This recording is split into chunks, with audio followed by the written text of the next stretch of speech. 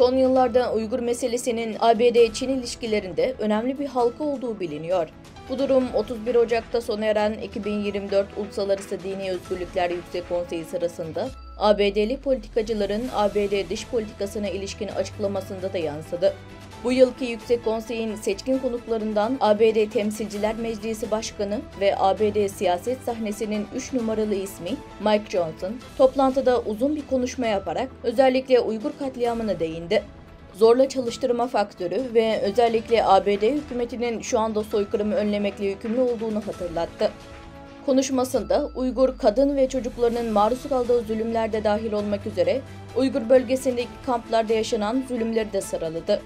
Uygur bölgesindeki katliamın diğer yönleri bölge halkını doğrudan etkiliyor, ancak bir diğer önemli boyutu olan zorla çalıştırma, doğrudan veya dolaylı olarak bölge içindeki ve dışındaki insanları, daha doğrusu dünya çapındaki tüketicilerin büyük çoğunluğunu etkiliyor. Bu nedenle Üsküdar'ın bu yılki önemli faaliyetlerinden biri de Uygur İnsan Hakları Vakfı işbirliği ile gerçekleştirilen Uygur Zorla Çalıştırmanın Önlenmesi Kanunu konulu seminer oldu.